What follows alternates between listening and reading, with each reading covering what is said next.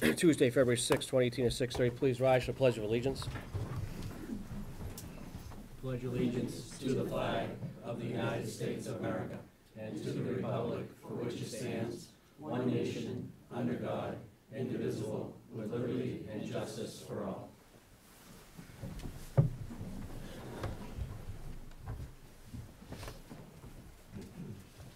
Thanks, everybody, for coming.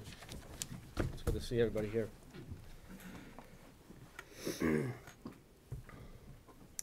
Any public comment at this time? That's not on the agenda. Any other public comment? I see none. Meeting minutes for February 6, 2018. Make a motion to accept the meeting minutes from February 6th, 18. Okay, I have a motion as written. As written. Sorry. Do I have a motion? Do I have a second?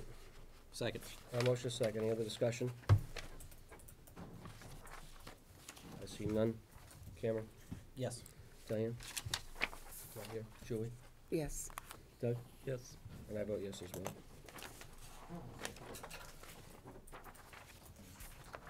Meeting minutes of February 12th, 2018.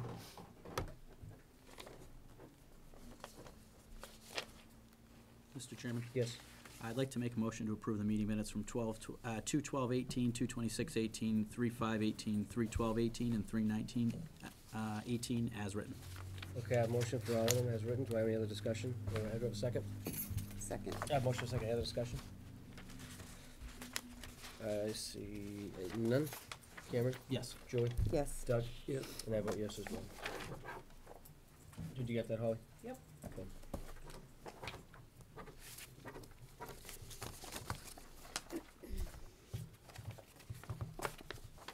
Any appointments or introductions? Eric, do you have any new appointments? No. Okay.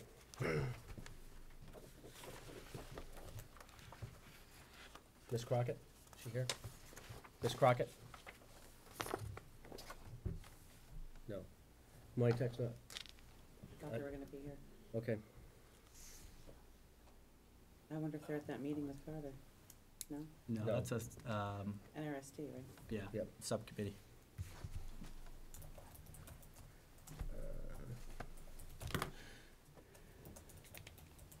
Just keep an eye out for Miss Crockett from Monty Tech.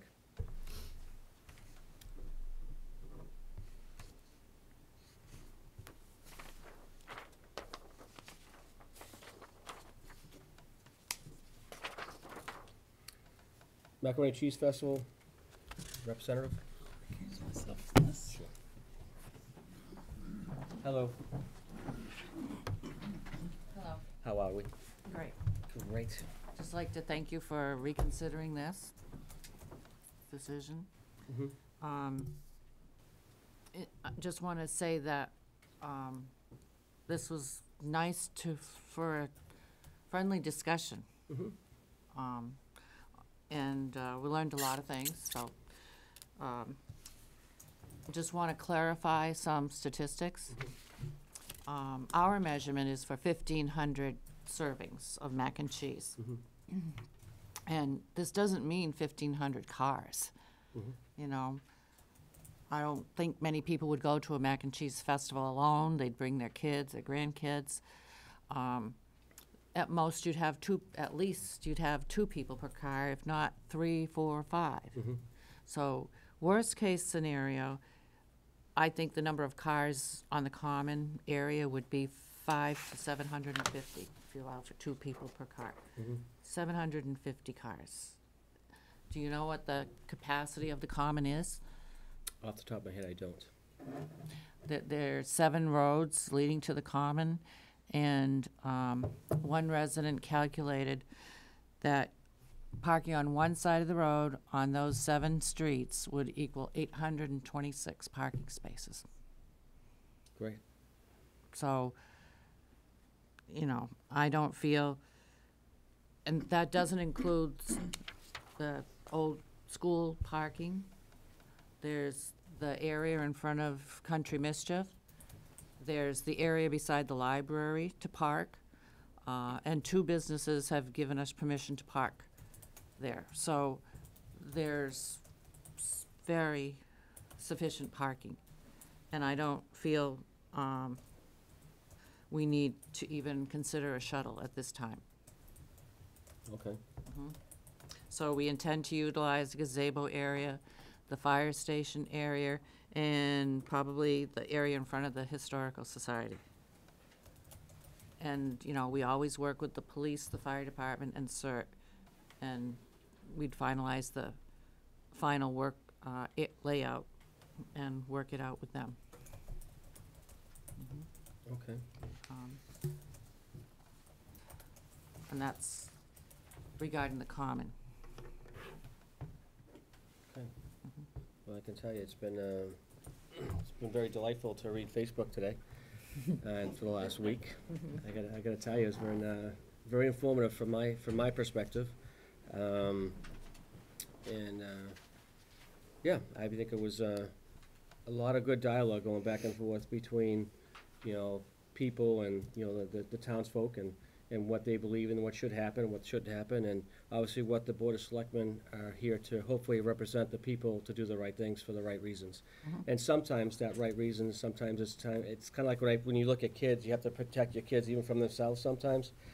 And that's basically what, at least in my perspective, I don't know what the other parties, other select board members feel, but as far as my perspective, and nothing has never happened in Templeton. Nothing's happened here in 30-plus years. Nobody's gotten hurt. Nobody's gotten hit by a car. There's been no catastrophic injuries or accidents here in Templeton. Knock on wood. But my concern is what I have to do is I do a risk analysis of the whole thing, me personally, what I did. And I said, well, if one kid gets hit and killed by a car, what happens? Knock on wood, it doesn't happen, but what happens? In today's society, what happens?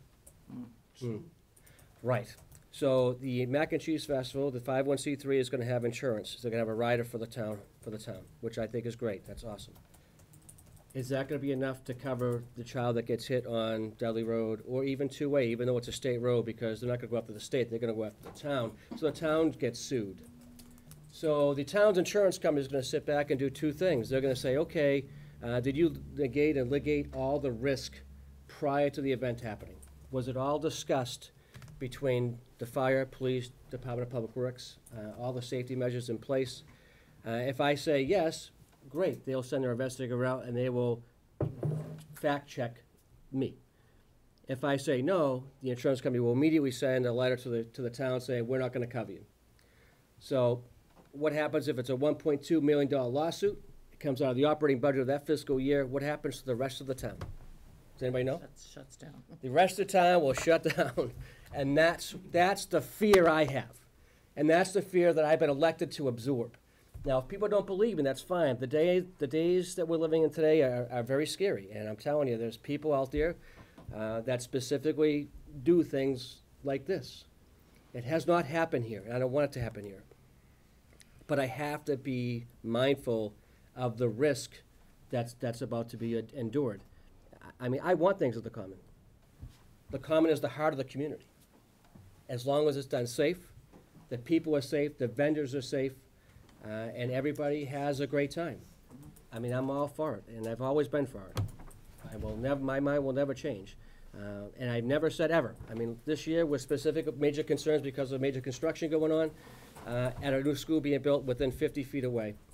And obviously steel constructions, the steel workers do work on Saturdays. I did confirm that. So there will be no steel coming in and out, but they will be working on the site. Is that gonna impact the Macaroni and Cheese Festival other than them coming over to get some mac and cheese? Probably not. But again, the risks are there, and my job is to hopefully negate and litigate most of the risks prior to the event happening. And obviously, when all this is happening, the other thing we're trying to establish, which this town has never had before, is policies. This town's always flown by the seat of its pants for, I don't know, since the 1700s, which is fine. I think that's awesome. I think that builds community. Villages build villages, and villages build people. And but in this day and in the life that we're living now, the society, we need to live off the basis of policies. That way, what's fair for John is fair for Holly, and it's fair for you, and it's fair for everybody. It's consistency across the board. There's no deviation. So obviously, I am in the process of working out some type of policy in the process. It's gonna take some time, you know, and obviously, as long as we can negate most of the risks prior to the event happening, again, I'm not wavering in my thought process, because I'm not doing that. My thought process is very clear and simple, is the safety and well-being of the people that reside in the Templeton area and the people that go to the events at the Templeton Common. That's it. Nothing more, nothing less. Period. Cam, you have anything to say? Yes. So I've been the topic of much Facebook discussion. I want to clear the air on that. I don't live in the Common. I live further down towards Templeton exit. I heard there was conflict of interest with me speaking out. This affects more than 10% of the town. And I want to say that this affects more than 10% of the town, not because it's the Common that gets affected. It's because we have vital services at the center of Templeton. We have fire, ambulance, emergency services. And the fear that I have with having this event, with the parking being absorbed, is that if people park on both sides of the road, then you can't fit a fire truck down any of these roads. And as we know with the country mischief, sometimes when they have breakfast, people park on both sides of the road, and if you've ever tried to get past there, and then there's another car coming down the road and you're getting up, you run into traffic, or it becomes congested. Now try fit an ambulance down there, or try to fit a fire truck. So we post signs on one side that say no parking, right? And when we start to look at, I think the number here was 70 parking spots. These are 70 cars at 9 feet. That's the average roadside parking spot that we have to fit somewhere else down these roads. So that means we need more signs. And if you guys had reviewed the meeting with Chief Bennett, he said that we don't have enough signs to cover that. We need to make more. These are the things that cause me to have concern about holding this event here. I understand what a Common is. I know what the Common is. It's a place for the people to congregate. There's church photos that are taken there. There's wedding photos that are taken there. Prom pictures are taken there. But this is an event that people are setting up events to sell product. It's not the typical common use that you would see in the 1870s where people were out for a stroll. This is a fair with a lot of people and a lot of cars. My primary concern is for safety. That's my number one concern, because it's not just the people who live at the Common. It's not for the Historical Society. It's not just for the Mac and Cheese Festival. This town has a service that it needs to provide to the rest of the community.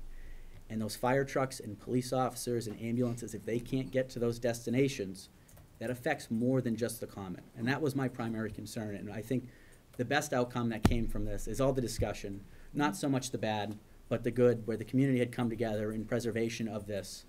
And I'm really thankful for that, because the analysis has been done, the legwork has been done, and it looks like this can happen. I say that because I am in favor of holding this event, the Mac and Cheese Festival, to see what the traffic congestion is like for a larger event like the Arts and Crafts Fair. If this doesn't go to plan, then we might have to reconsider the Arts and Crafts Festival that has been held there for 40 years. So I think that's my stance on it, is that this would be a good time to pilot this, as long as the safety concerns are met and understood, and that we can get parking resolved. Well, and like I said, we now have better statistics, and we always do review this with police and the CERT and come up with a plan.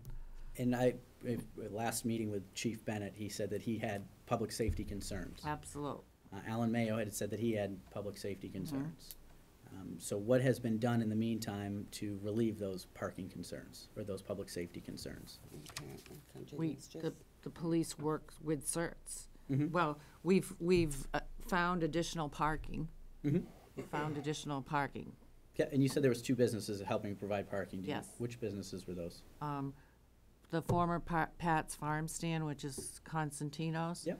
And Templeton Furniture has offered. And there's the Common part of the Country Mischief in the area beside the library. Okay.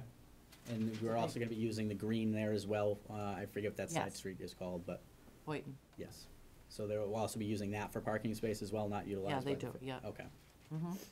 Yeah.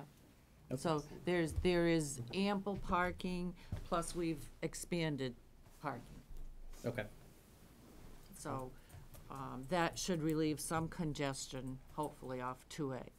And so the quote last year, you said that you had 1,500 people show up. No, To I the- said servings.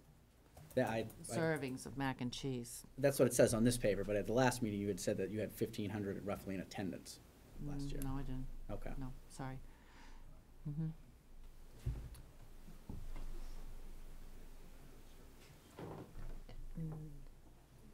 And last, Not you, sorry. yes, yes, okay. Thanks, Chief. Yes, sir. Yes, regards to the signs there, I spoke with Alan. Just identify yourself, sir. Pardon me? Just identify yourself. Sure, Bob Columbus. Thank you, Bob. 17 Main Street, Otter River, member of the Templeton Lions Club. I spoke with Alan Mayo, in regards to the signs, he says that somebody was looking into that, if the need ever arises for signs. I said, once he finds out, to get back to myself or any of the other organizations, and we would contribute some shape or form Okay. Yes, as far as signs go. All right. yes. The nonprofits would like to get together and help with that situation. Excellent.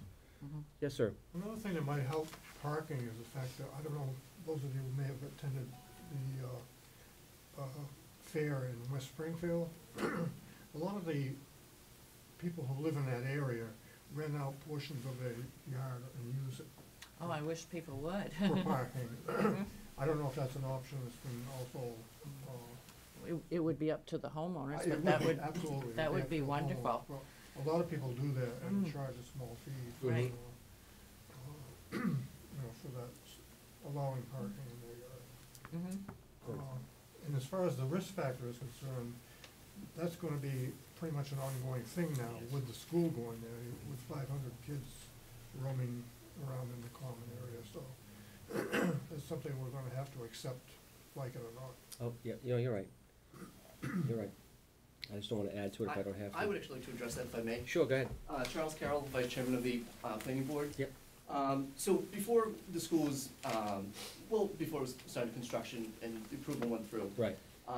we had addressed this because we knew there were a number of concerns with safety and Mhm. parking and traffic. And the chief of police, the highway superintendent at the time, fire chief, everyone said, not a concern, safety is not an issue, it's all set. Mhm. I'm a little concerned now that after we were forced to approve it, now these concerns are coming up and they're saying, oh, they're problems, they're concerns. I'm also concerned is if we were given false information, have we been giving any other false information in regards to the school and the building and all of that? So as a planning board member, I'm a little concerned that this is now an issue with the safety and the traffic pattern and everything. Because if we can't address it now, moving forward to once the students are actually there, this is gonna be an ongoing problem. No, we're not talking about the safeness of the school and you get the children from pre-K to 5 there. We're talking about just having open events on the common with the roadways that are there. With the children going in to and from the schools, they'll be bused, or they'll be picked up by their parents, so they're not gonna be walking around the common, But these were also questions that we had asked Mhm. of them, for events and things like that, because obviously things had been going on, and they assured us that there would not be any issues that going forward, that there would be, they could ensure the safety of the residents as well as guests and attendants.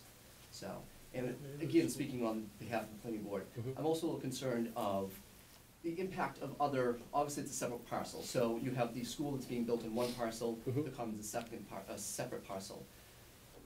If we can start saying that, well, construction on one parcel is going to interfere with construction or the livelihood and whatever on another parcel, where does that stop? Does it affect other residents on Wellington Road, South Road? Where do you start drawing the line of, what one event or one, construction will affect other parcels? And so I just think that that's, moving forward, as a planning board, we need to kind of look at that and address long-term planning. So I think, if that construction process is going to interfere with everything else around that, then again, it's kind of bringing back to the original determination of the planning board, that it's not a very good location for that, because it's just, again, it's causing all the issues that we had kind of foreseen happening, so. Well, it's not causing the issues that foreseen right now, it's because it's just, once the school is up, then we have over 170 parking spots, plus the inlet parking and everything else, there'll be more parking there. It's just while the construction is actually going on at this point, and as, with your board is aware, they knew that there was steel construction, trailers were gonna be going in there, and cranes and et cetera, et cetera, et cetera. But it's all contained in the fenced area, so it's not affecting everybody, but obviously, the noise might, be a little bit louder when they start hammering the screws in and all that But stuff. if people aren't able to utilize the common for events, then obviously it is affecting them. I see what you're saying. So, it's just something I think long-term, we really need to look at that as, again, because we were assured that this would not interfere with everyone's activities and the, other things that go on up there. It was just until the school was done. It was just during the construction phase that we had some concerns. I personally had some concerns, but it wasn't, once the school was up, I have no concerns whatsoever, as long as the plans are in place, parking plans are in place, risk has been negated, and everything's been done appropriately by the town, and hopefully a future policy that's in place, and everybody will be happy there. Country store will be happy, everybody will be happy. Well, not with one way. That's a different And the meeting. meals tax. That's a different meeting. Yeah, yes, sir, yes. Yeah, Bernie Heaney, 716 Ballinville Road. I've been here well over 40 years, going to events on the Common, and I only learned about this, I've been really busy, and I've only learned about this issue this morning, so I came down to see what it was. So my question is, other than a school fence protecting the playgrounds, changing to a construction fence, and a road changing to a one-way road, which is safer, what has changed to make people concerned about events on the Common? Is that your question? That's simply my question. You want to address it? Sure. My concern is that these parking spaces were absorbed in the construction. We used to utilize the school for parking. At the Templeton Arts and Crafts Fair, that was utilized. That's where I used to park. And since that's gone, you're now putting the cars that were there now back onto the street. And even with a one-way directional change, we used to shut down that road in front of the country store for the Arts and Craft Fair. When you shut that down, you now disrupt the current traffic flow there. So these are concerns for, the Templeton Arts and Crafts Fair. Mac and Cheese Festival, which is a little bit smaller, these are still concerns that we don't have a remedy for, or did not have a remedy for at the time of this discussion. We've revisited the first and the second time. And it seems that since these have been addressed, so, but that was the primary concern, is that the parking lot that we utilized there was absorbed by construction. And that's another, I'm sorry. Does that answer your question? I think so. It's just that for 45 years, I've walked my 1/8 of a mile to the Common, because you can only park on one side. I really didn't know what the big differences were. Yeah, there was, what they say, 250 Well- cars on average are parked at the school, something along those lines. So That's- that's 250. Mr. Chairman, Yeah.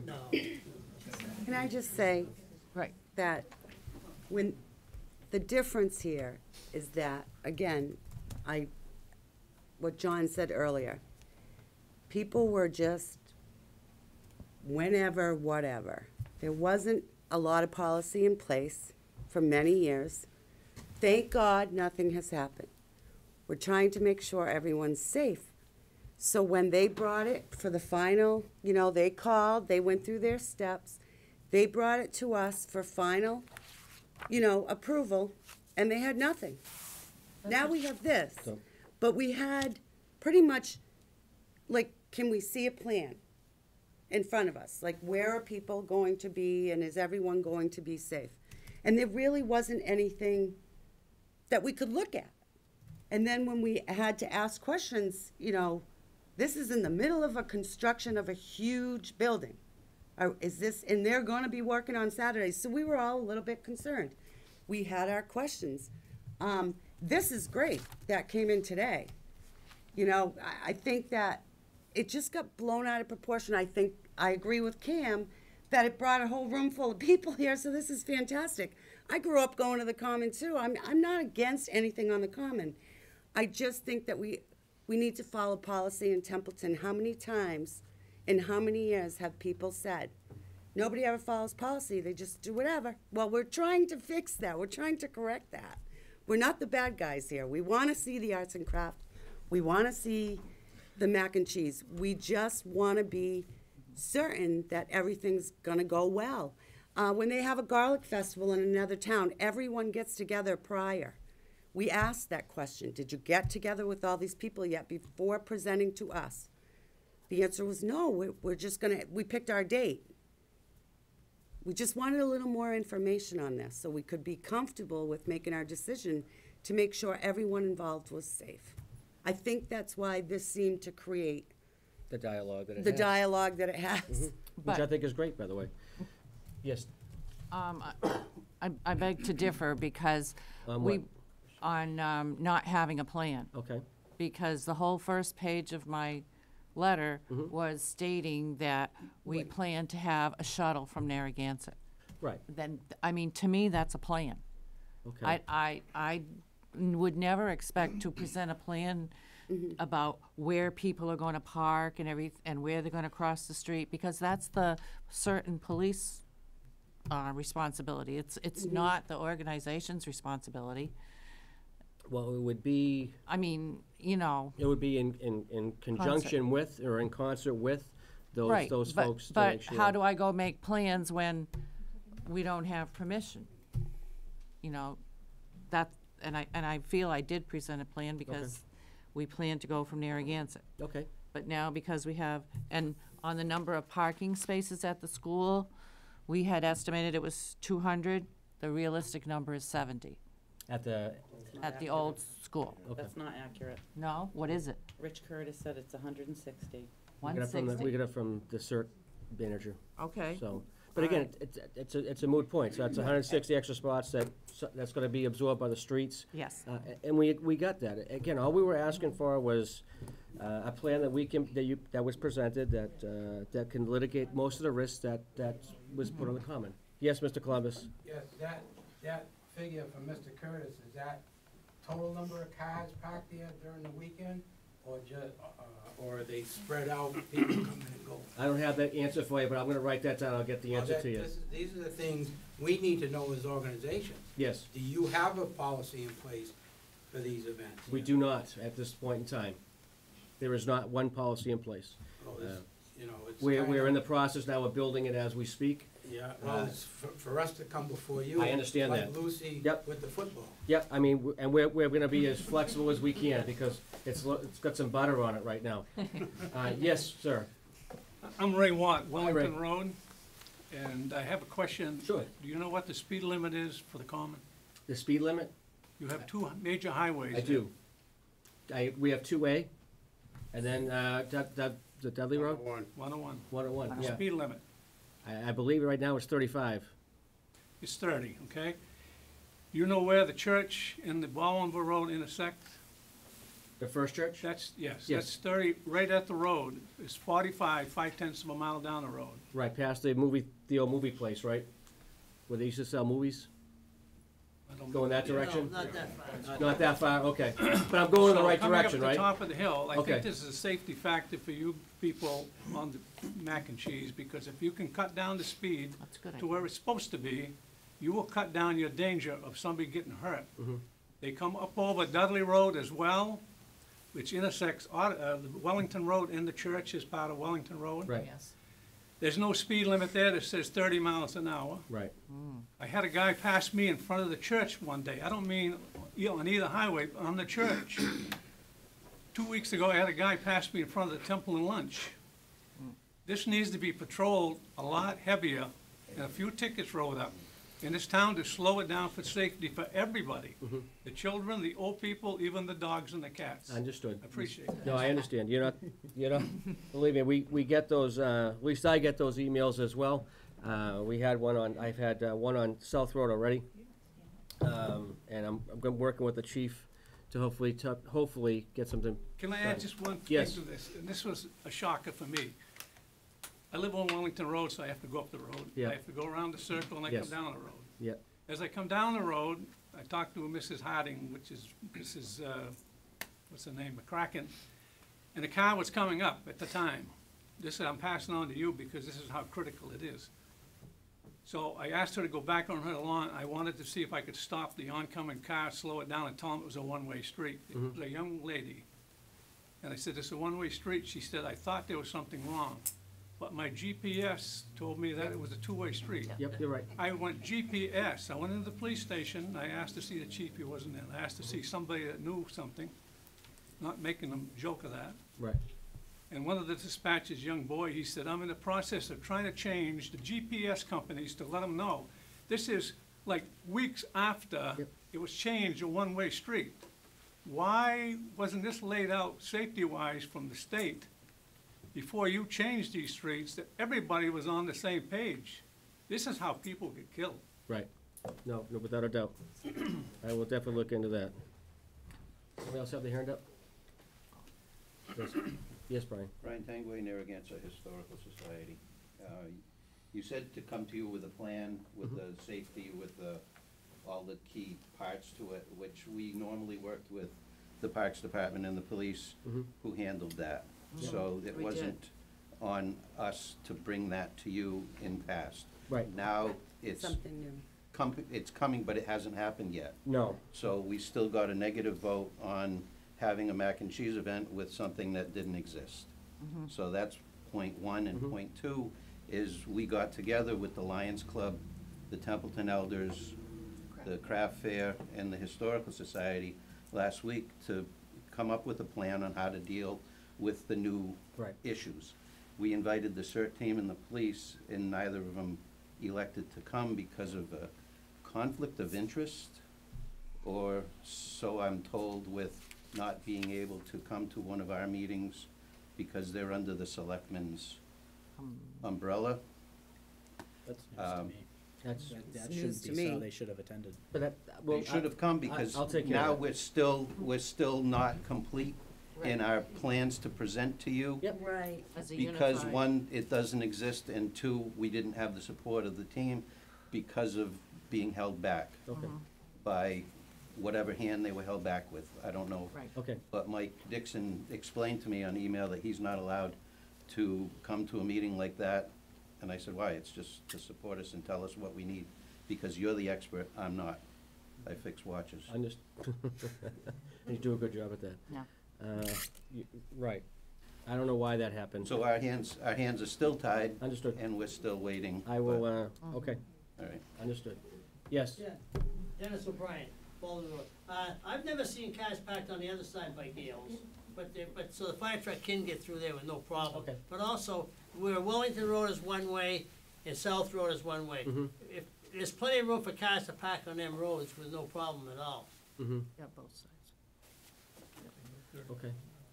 But that might, what that gentleman mentioned O'Brien, yep. is to, reduce the speed limit even for the day. Oh, yes, I got that. You know, like I'll bring that up to the chief. 15 miles an hour Chairman? for the event or something. Yes, yes, Those state roads, we have to apply to, I the think, Commonwealth. yeah, we have to apply to the Okay. Commonwealth. Yeah, and so that, I don't know if that would be, you know, Oh, how yeah, the Commonwealth some, works, so. some festivals close down state roads, you know, Yeah, to be we a would just have to pedestrian, apply to that Right. you know, relatively soon. so to I get don't- we're not again, asking that, we're just, Mr. Chairman, would Yes. that be the responsibility of us to make sure that that happens, or the responsibility of the it's group with, that's going to have the event? it's with the police. I would probably with the police department, because they're the, DPW. oh, and the DPW, yep. Which they should all be getting together. Right, Right, Right. right. right. Yes, Liz. Yeah, Liz Toth, Gray Road. If the selectmen are concerned about if the selectmen are concerned about traffic and people being able to pass for emergencies, please, and any morning that the parents that live further down the road park their cars on the side of the road, and we couldn't be able to get a fire truck up there, and I'm sure there are other roads around town just like that. So if that is a concern, that should be a concern during the school year, both mornings and afternoons. Thank you. Yes, sir. Patriots Road. Years and years ago, Norma Coolad was the crossing guard, and the crosswalk was deliberately placed in front of her door, okay? It's on a blind corner, for one. It's not even clearly registered on the road anymore, it's gone. There is no crosswalk there to speak of. Right.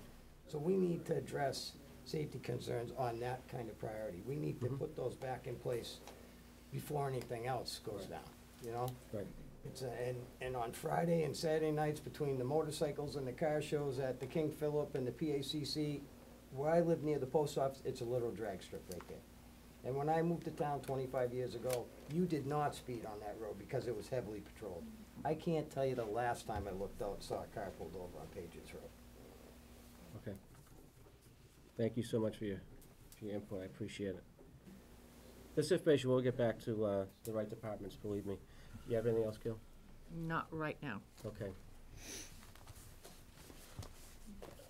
Chief, do you have any issues or thoughts on this before I close out? On this one, I missed the very beginning of this, but, just, making sure that I have, my personnel maintain the access into the fire station throughout. Okay. That's really my big thing. Okay. One-side parking on the main roads, to make sure that the apparatus can get through, and Okay. that's really it. All right. Now, there was some stuff that you requested from us. Right, but you want to talk about common only first? Sure, we could do that.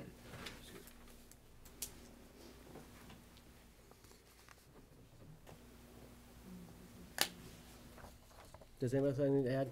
Yes, sir. Harry Aldridge, Okay. Hubbardston Road. One of my questions is, you keep bringing up about the roads being too narrow, you can't park on both sides of the road. Why don't we put signs on the sides of these roads then? My road, now Hubbardston Road, I've had them park all the way down to my house. Now the road just done over, I got berm on both sides of the road, I got a berm all the way down. They can't pull off the road, they gotta stay in the road. They park on both sides of, hey, you got the same situation, got in Bolivar Road, and it's actually worse, cause Hubbardston Road ain't as wide. Right. But I want my point is, the sign should be there anyway, same as you got on Bolivar Road. It can't be just with the arts and crafts or the flea market or whatever it is. You got people have yard sales, people have parties. If I had a fire down at my house and the neighbor, the road's got a party going, that truck ain't gonna come down through there without having us, stop and get let through. That's Hubbardston Road, you said? So, right. Okay. But I mean, all your roads you've done, Dudley Road's the same way. They put a berm, you got a curb all the way down through now. People can't drive over that curb without cutting a tire, so there should be no parking on one side of the road. Okay. No, I don't mean paper sign, put something permanent, make it all the time. Yep, I will talk to the chief. Now, another thing is, she had mentioned, you've been saying about 1,500 people at the mac and cheese.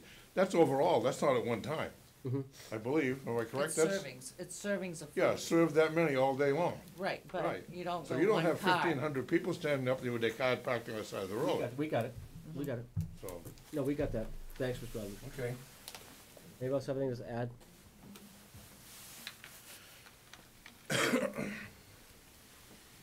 Anything else to add? Then I'll entertain a motion, please.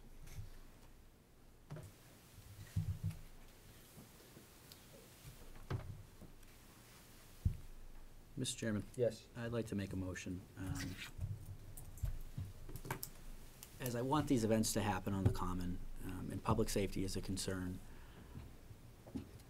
I would like to make a motion to approve Mac and Cheese Festival's use of the common for this year, to see that these traffic concerns and parking concerns are taken care of. I would ask that you submit what the remedies will be formally. I see here, right? Relax. So that we can get the police chief, the fire chief, and the DPW to just sign off and say that the risk factors are taken care of. With that being said, for you, so you can plan to have this there, I just need some formal documentation on it. And with that being said, as a pilot, to see if this new school is going to impact any safety concerns, any public safety concerns. I have a motion, I have a second. Second. Other discussion? Mr. Aldridge? Yeah, I agree with what he's saying, probably, but I don't think it should just be the mac and cheese. Why don't you make it whatever's coming on this summer? We have plans at the Historical Society too. We have other things. We plan if you ain't gonna let us know now. You're on the agenda as well, sir. You're on the agenda. You're No, I next. mean, You're next. He's oh, next. all right, okay, I'm sorry. He's next. I have, any other discussion? I see none. Cameron? Yes. Julie? I knew you were gonna say that. Yes. And, yeah, I vote yes as well. And there will be some paper coming, hopefully in the near future, that we will all be able to hopefully live by and maintain for the rest of the history of Templeton here. So you do know, like, the week after the mac and cheese, we're already into the 2019 season. Mm-hmm. You know, the date will have been set, and, you know, where we would like it would have been determined also, so, you know, we would appreciate, you know, a decision this summer so that we can make plans, because it's really late in the game. Understood. Today. My other concern is that, at our last meeting, you also voted to charge our organization for fees for use of town resources. Right. Okay?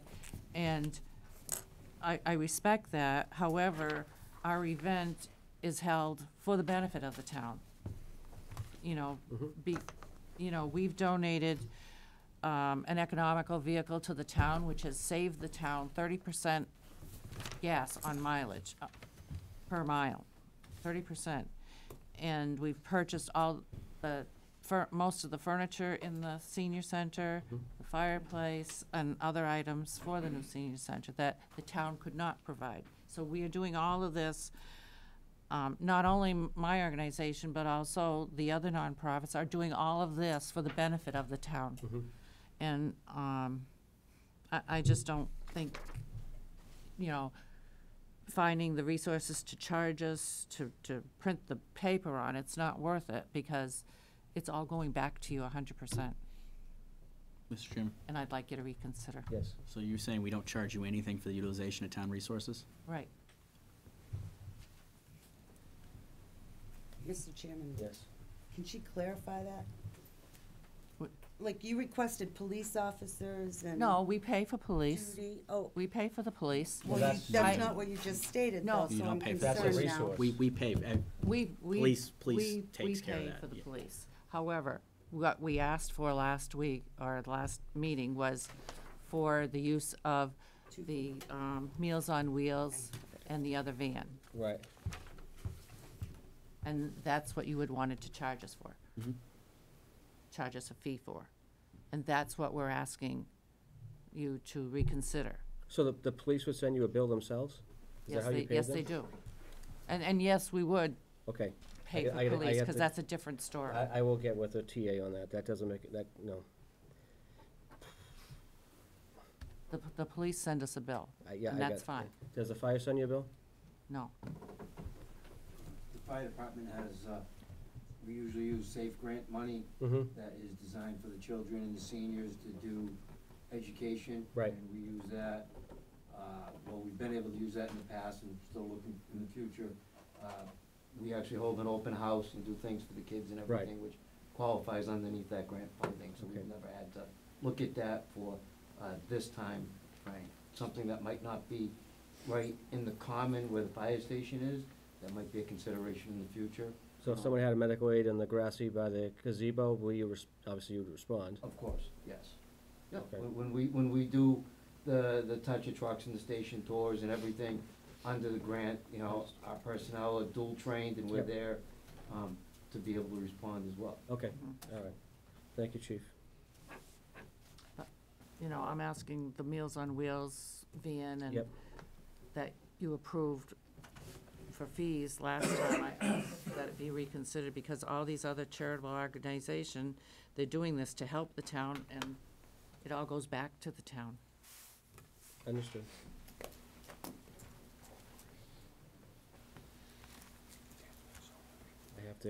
I have to look into something I have to look into this, because I'm not sure what the liability would be. Yes? Yes, just a little clarification on the motion. You said to see if this would affect the safety in the town with the school.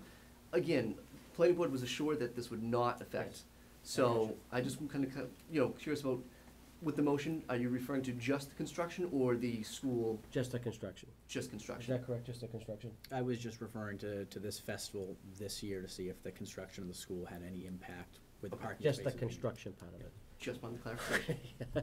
Thank you for clarifying. Again, we want things to happen in the heart of the community. I just have to check on how that would work if the town donates something, which I think we can, but I have to double check on what the liability and legality would be and what the statute says. Okay. Because if that truck gets into an accident and he's only on donated time, how does that work? If, you know what I'm saying? Not that he would, but again, these are things you gotta think about before you make these decisions, because However, you have set a precedent. we have. Yes, we used them last year. And the At year no before. cost? 3 years, At no cost? yes.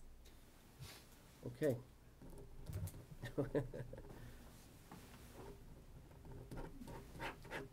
And I asked permission to use it last year too, and I got it. Mhm. From us, from the Board of Yes, Selectmen? from Okay. the selectmen. Okay. Okay, I'll look into that, and I will get back to you, Gail. Thank you. Okay. Thank you so much. I appreciate it. So, Ms. Crockett? Yes. How are you, ma'am? Great. Sorry for the delay. I called you first, but you were a little bit late coming in, but that's okay. So this is the Monty Tech budget. Ms. Crockett is the business manager for Monty Tech. And you're going to go over some stuff for us? Yes, would you like this in the? Sure, please. Yeah, that'd be great. So Dr. Garrity is here. Yeah, the she can stand. Yeah, superintendent. hi, how are you, ma'am? Nice to meet you. We have a couple of handouts. Nice to meet you.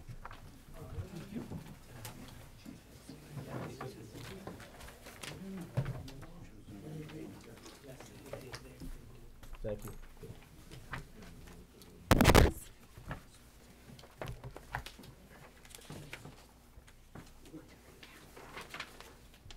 Thank you. So, I'll just start. Sure. Can I get some over? I need to read them. Yes, I'm so sorry. It's okay.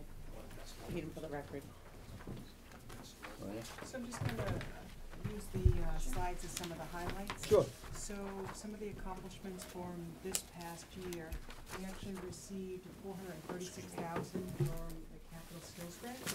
We wrote a grant to renovate our existing machine tech program, and we were able to purchase 4 CNC machines and design a clean room.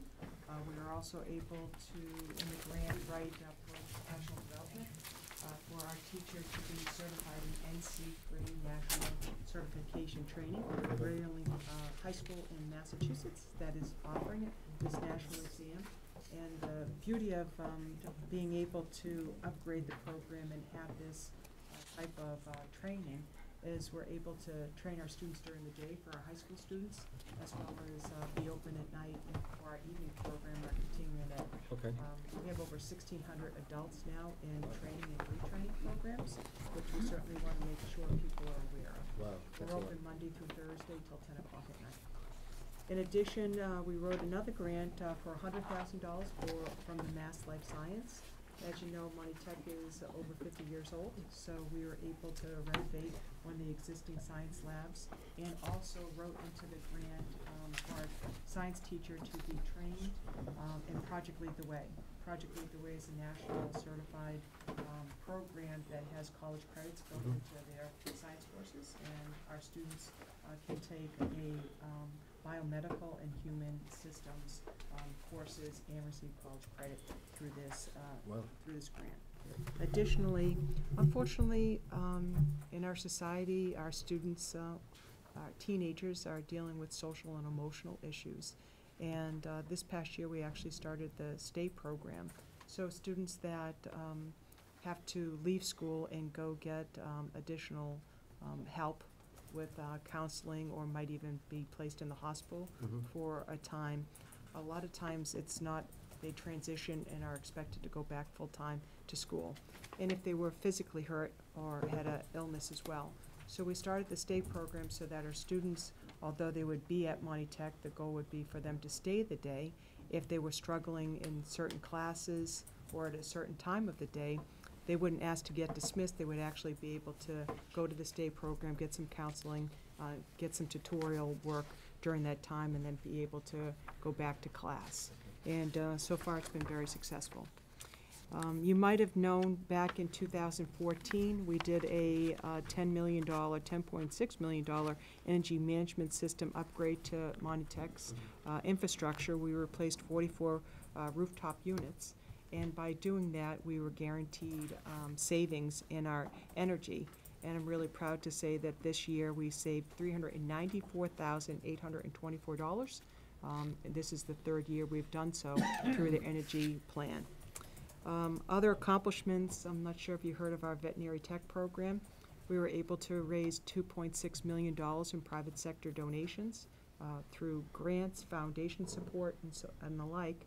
And we were actually able to have our construction students, our 16 and 17-year-old construction students and our staff, build the 7,500 square foot facility, which is right on campus.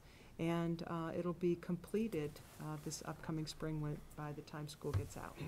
We have, believe it or not, talked Mount Wachusett Community College into starting an associate's degree. Who would have thunk we're driving higher ed? So our students are going to actually receive a veterinary assistant certification. Huge workforce needs in North Central Mass as well as Massachusetts. Now the Mount Wachusett will be offering the associates with a vet tech certification, which is a higher level. And we partnered with Becker College. They're giving our high school students 6 college credits, which are dual enrollment, and they can take to any 4-year institution where they're actually able to, if they would like to become a veterinary doctor, do so. And we'll be opening the clinic to families that are struggling paying for their animal care. So a huge win-win-win. We started our Chapter 74 program this year, and you know that expression, build it and they will come? Right. Well, they did. We actually had one of the highest Explore for veterinary science at Monty Tech in the veterinary science program. And we took 22 students, all first choice. There were 55 students, freshmen, that wanted the program. Obviously, we couldn't start a brand new program with so many. Right. But we did select 22. Here's the pictures. There's 6 pictures that we put in the PowerPoint that show you. Those are custom-made cabinets from our cabinet making. HVAC, did the whole HVAC system, plumbing and electrical, ran all the electrical and the plumbing to it. It has been incredible. Our house carpentry obviously built the outside structures and is installing the ceiling. In addition to that, our graduation rate is at 98%, a 4-year graduation rate with a 0.3% dropout rate. And our plans for graduation for our students, 98 of our last year students went directly into the world of work. I should share with you, last year, 165 students went out on co-op. And co-op is during their vocational week, instead of being in the shop during that time, they're working in business and industry in North Central Mass, earning a nice salary, hourly wage. Electrical students actually were making $25 an hour, working for various companies. And then it's a perfect feeder for them if they're choosing to go directly into the world of work, that they have their foot into business and industry that's looking for workers. If they want to go on to 2 or 4-year schools, they can do so as well. What our goal for this upcoming year is we're going to furnish the veterinary science program so that we can bring the classrooms over next year. And then we're going to replace outdated equipment in the graphic communications. We have still printing presses in that area. We do have a Apple Mac lab for the students, but want to definitely expand those opportunities. And we just presently, last week, submitted a proposal for $610,000, again, for the Skills Capital Grant, where we want to purchase various pieces of equipment for electrical, engineering, and computer-aided design, which would buy some much-needed equipment in those 3 areas. And at this point, I'd like Tammy Crockett to go through the budget pieces for you. Okay, I gave you a lot of slides for the budget. Certainly, I'm not going to go through them all, or everybody would be taking a nap before I was completed. But I am going to go through the high-level pieces. So I'm going to start with slide 10, because it's important. How are we going to pay for a lot of what's going on this year? Well, our proposed budget for this year is a 3.2% increase. That's a $27,756,374 budget.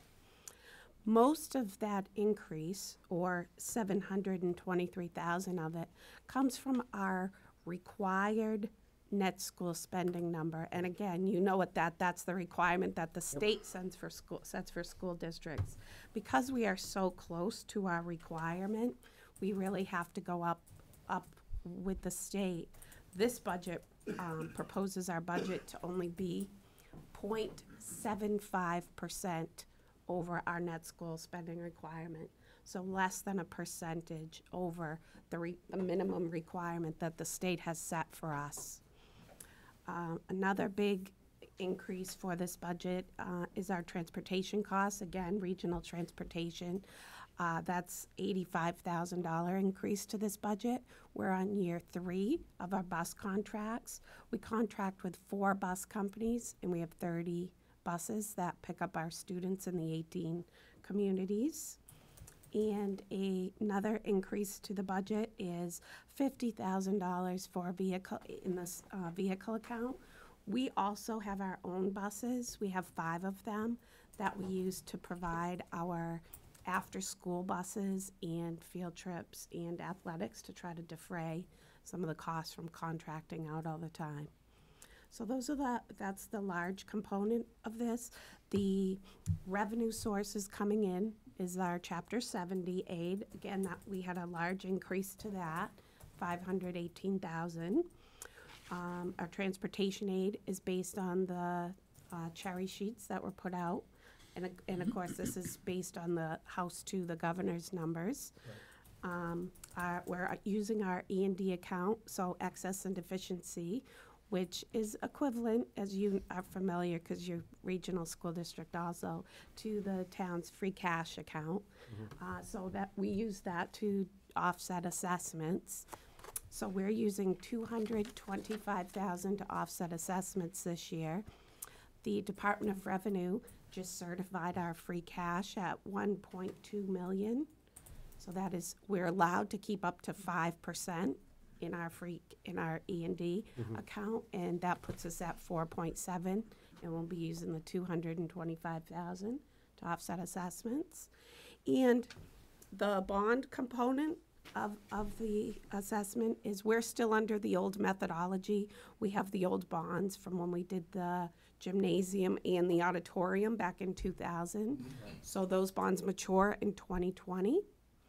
And we're still under the old method where the SBA funds us every year, not like they do now, all up front. So that's offset by the 948,213. And again, those mature in 2020. So you can see where that comes from. Slide 11 is just to show you how the state arrives at Monty Tech's foundation budget. Every foundation budget for every school district looks different based on the school, the age of the school children. In it, vocational children are the most expensive to educate because we do everything a comprehensive school does, and we have to purchase very expensive equipment. So the vocational school districts get the most money per pupil for spending. So you can see that that's how they set our foundation budget and our foundation budget per pupil. Slide 12 is just another breakdown of what I showed you in the beginning budget summary. It just breaks down how our Chapter 70 was derived. And the net school spending, as I told you again, because we are so close to net school spending, we go up with it. And that was a large increase this year. Slide 13 is just a pie chart showing you the breakdown of where our revenues come from. So 52.8% of Monty Tech's revenues still come from state aid Chapter 70. And 38.4% come from our communities. And then the other smaller components that make up the rest are made up of the transportation aid, the SBA, and excess and deficiency. Slide 14 is just a description of how a community's whole assessment gets made up. So we start with the minimum contribution, which is the meat and potatoes of the assessment, which is 80 to 90% of the town's assessment to the school, which is set by the state, not by Monty Tech. The other components are the transportation and above net school spending, the capital component, and the bonds. So I think it's important that because so much of the assessment is derived by the minimum contribution set by the state, I like to include that slide for you to review. So slide 15 shows you how the state calculates Templeton's required contribution. And again, the state uses a formula, what they call the community's ability to pay. And they take the equalizer, the valuation of the property, and in this case, they're using the 2016 equalized property valuation for Templeton, and then they take the income levels of their town residents, and in this case, they're using 2015 numbers, and they multiply a percentage to that, and that percentage is allocated across every community in the state. So those percentages stay the same, it's just the numbers that go behind it are different. And that's really the basis as to how they come up with the town's required minimum. The part that towns, I think, kind of differ is that's the base, and to that they add the town's, over to number 14, they add the town's municipal revenue growth factor. That's calculated by the Department of Revenue, which is the growth level of the town with the Prop 2.5, with a 2.5 growth level, new revenues, new growth. And Templeton's is actually relatively high. You may disagree. You may not agree with the Department of Revenue. And this is my part of the presentation where I say, don't shoot the messenger on this one, because the Department of Revenue sets that, but they've determined Templeton's is 6.84%. Right. So they take that and multiply that by what you paid last year, to kind of come up with what they expect that you can pay to all of your school districts this year. So taking that a step forward, if you go to slide 16, you can see how that whole number breaks down between, I'm not sure where they have one number going to Templeton, but how it breaks down between Narragansett and Monty Tech. So you can see that Monty Tech represents with 101 kids, so that went up 4. Now again, this is the foundation enrollment, so this is the number of students that reside in Templeton that Monty Tech is financially accountable for. So this could be, so this is your students at Monty Tech. If you have any students attending any other vocational schools, and we have a Chapter 74 program that the students get added to this. So that's what the 101 represents. So Monty Tech, and again, that's the same for Narragansett. So Monty Tech represents 12.33% of your total foundation enrollment. So that's how the state determined that the required minimum for Templeton to Monty Tech for FY19 is $617,353. Or an increase of $38,223. So that's where the large portion of the increase of the assessment comes in play. Right. And then slide 17 just shows your total enrollment for operational purposes, 101 students. And then on the other side, it's the school attending children, which is the basis for the capital apportionment.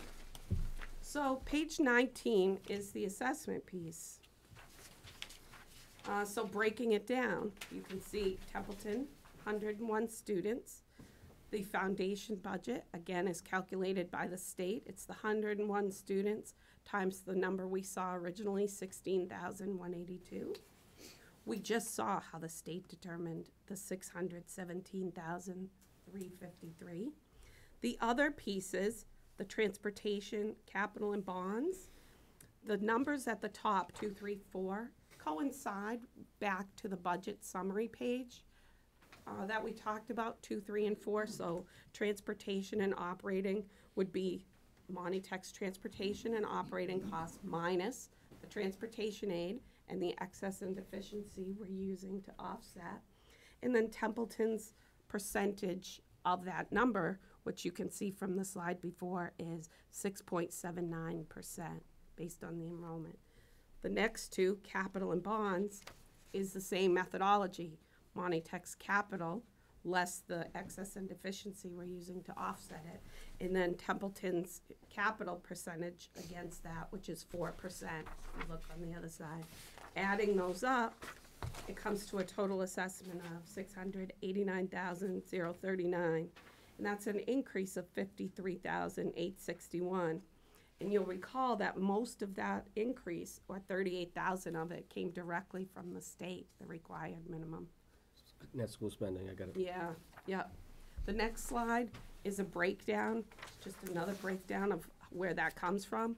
And I like to show you to the far right what the town's assessment per pupil is, so out of the tax base. So for 2018, Templeton's assessment per pupil out of the tax base was $6,548, and tentatively for FY19, it's $6,822 per pupil. So that's an increase of $274 per pupil. Slide 21 is a breakdown of our functions, our expenses. So what goes into the $27,756,374 budget, and you can see that. And if you have any questions to that, 22 is that budget broken down by its function code. 23, it gives you the highlights of the budget. So a couple of highlights. We have no new staff added in this budget whatsoever. We did do a reclass of staff temporarily because we're not sure if we're getting some grants. We're pretty sure, but with the federal government, with a couple of the grants, we originally put them into the budget because they were 2 teaching salaries that we needed, veterinary science teacher and our Title I math teacher.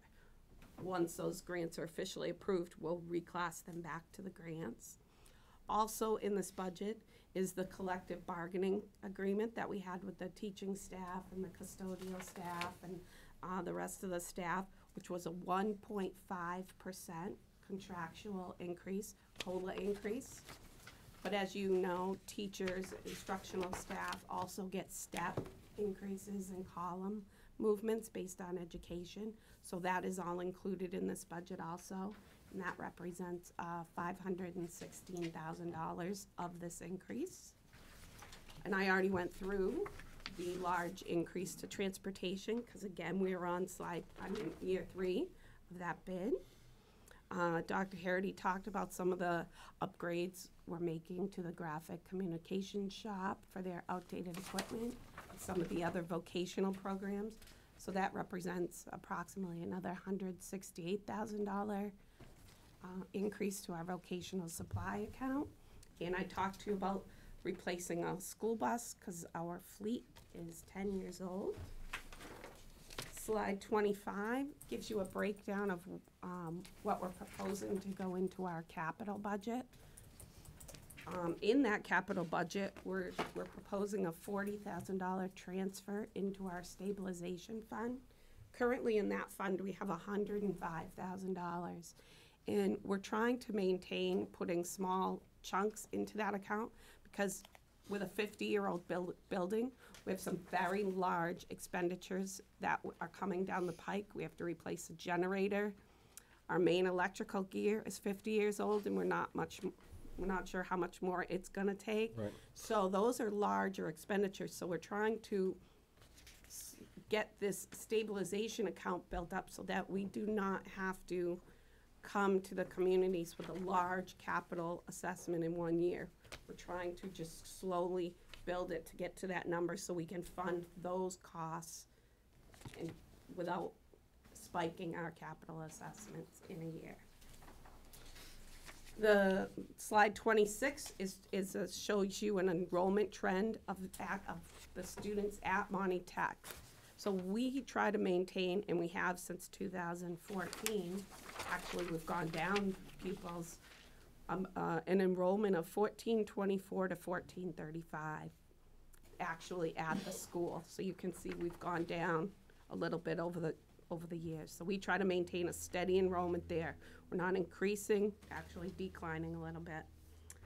And then 27 and 28 are just to show you where we compare to other schools. So I talked to you about our net school spending, and you understand that requirement.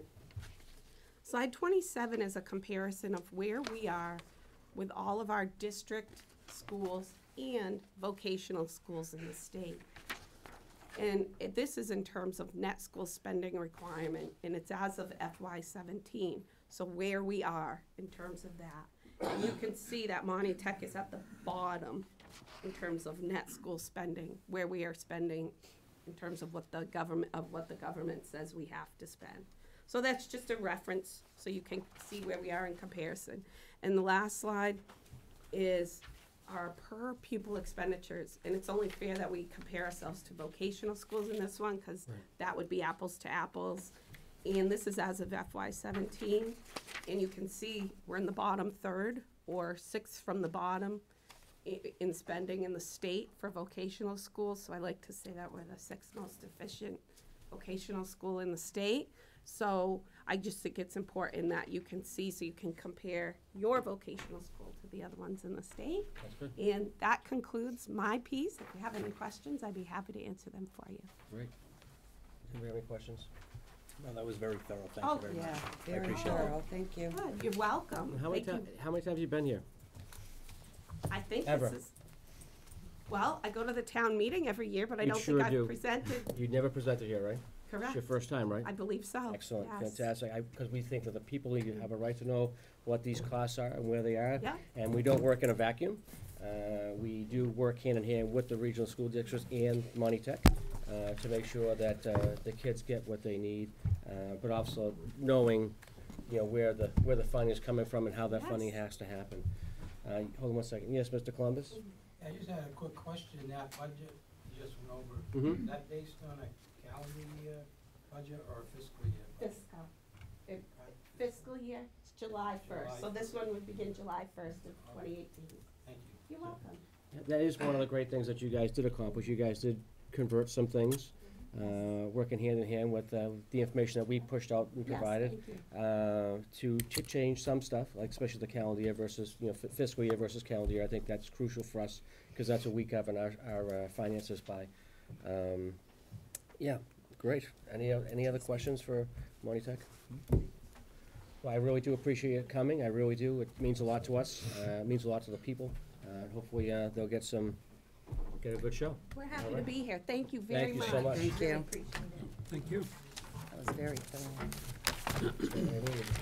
Yeah, there's no questions to ask, 'cause they're all right there. They're all right Yeah, there. yeah, Great. Thank that you was so much. great. Awesome presentation. Put anyone to sleep. No, not at all. Not at all. Not at all.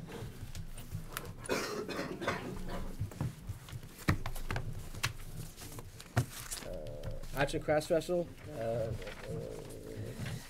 the LaClair. Miss LaClair? Hey, how are you, man? Come on up. Thanks, Chief. Okay, super. I need you here. Hi, ma'am. Hello. How are you? Hi, how are you? I'm well, thank you. So, what can we do for you? I've been organizing the craft fair in its 44th year. Wow. And generally, I would contact Alan Mayo and give him the dates. Yep. And make sure that the common is open. Available. It's always been the third week in August forever, so. I talked to him this year, and he advised me that I wouldn't be going through him, that I needed to go before the selectmen. So I sent a letter to the town administrator. Yes.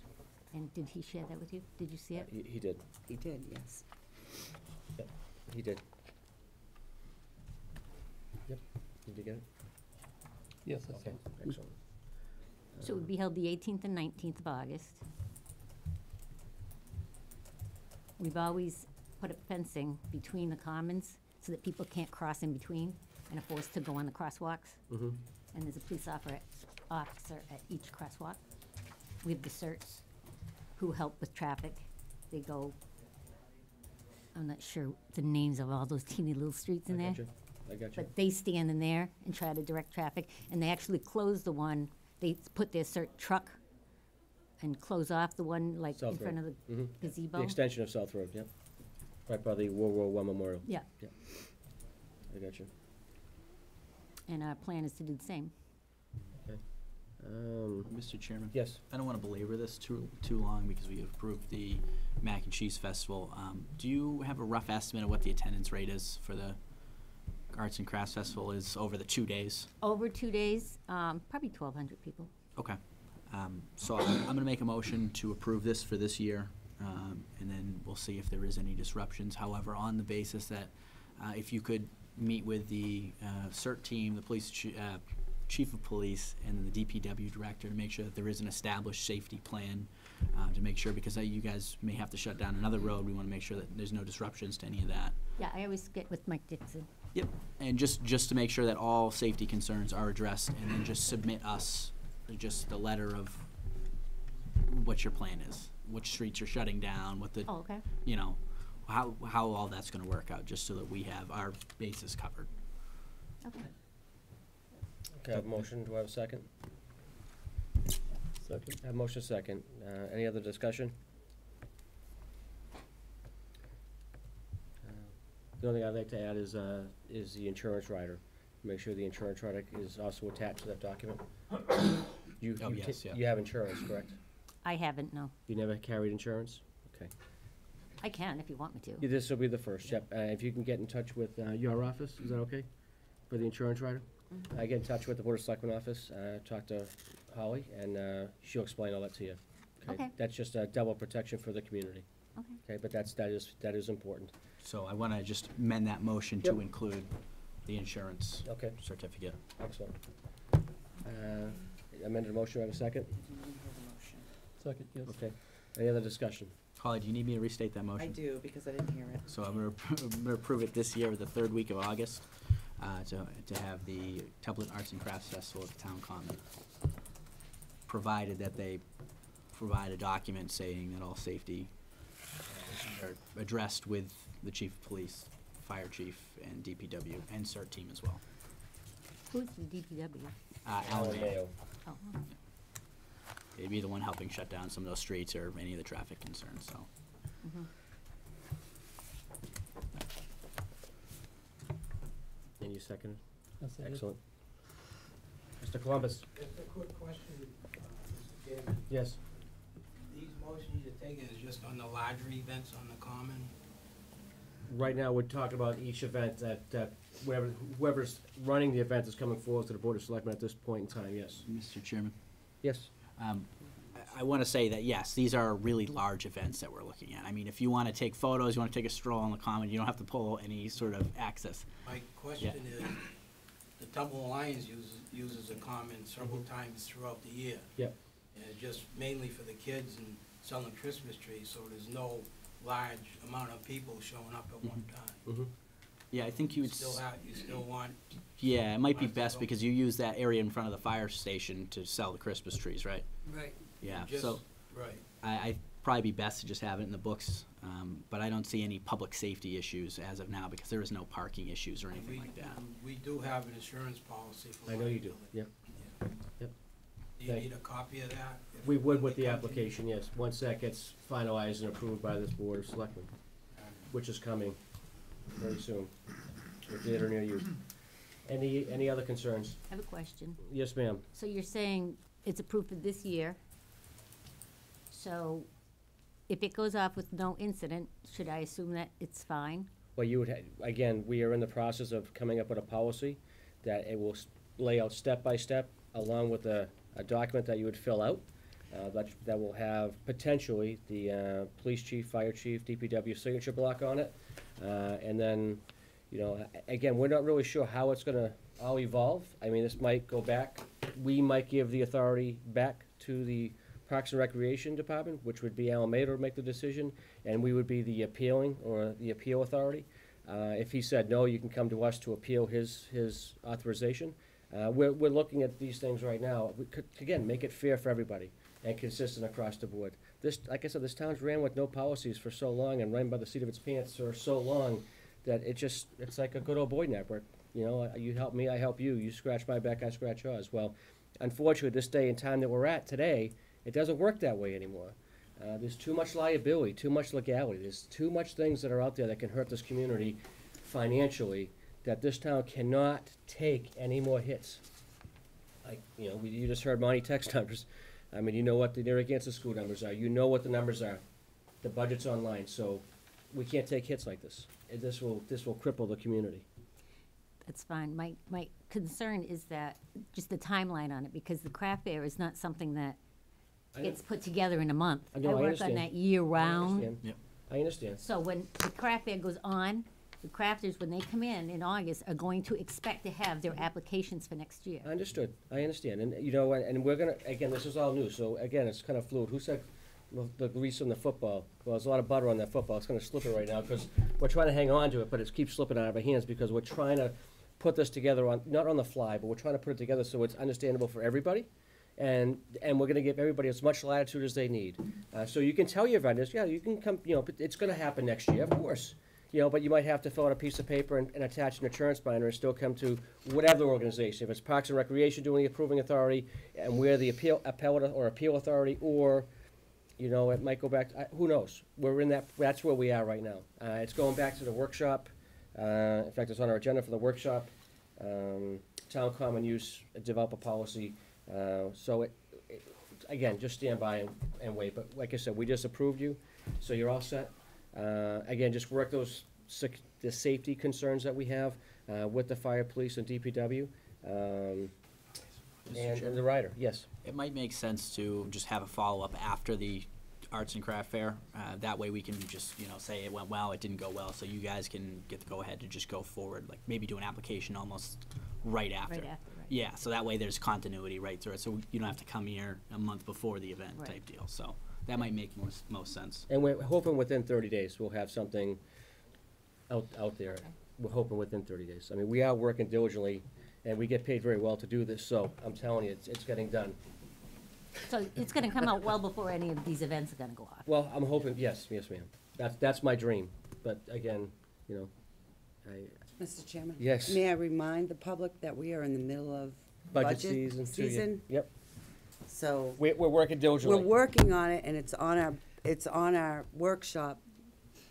It's on there to work at it, I'm just at a asking workshop. questions but- because in all these Right, years, absolutely. we've never had to do this. Understood. Absolutely, but to present it in 2 weeks, we can't guarantee that. Right. Embrace the change. But it's coming soon. Embrace it. We have to change. Just like every other community. Yeah. So we're taking Templeton like from the early, I don't know where we are, 1970s to 1990s. So we're coming up with the times. We are coming. We are moving in the right direction. Somewhere around In the there. 90s. We just got our modem updated, so believe me, we have computers. Woo. Chairman, Yes. we have a motion on the floor. And we have a motion on the floor in a second. Any other discussion? I'm awake. Yes, ma'am.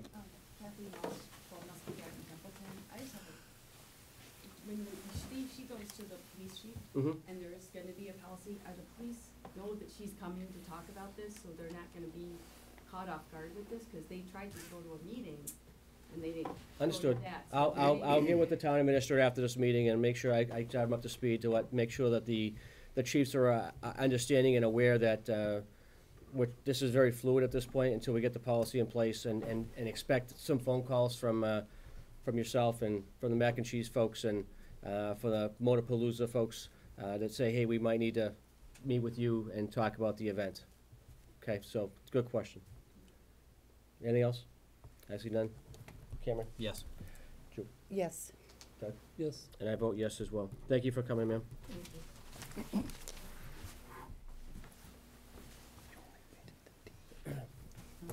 Right?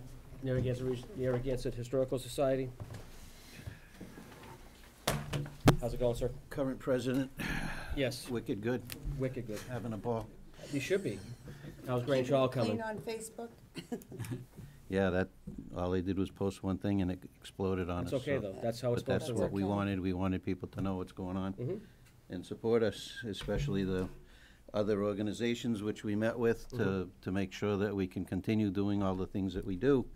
And all of them are good. Yes.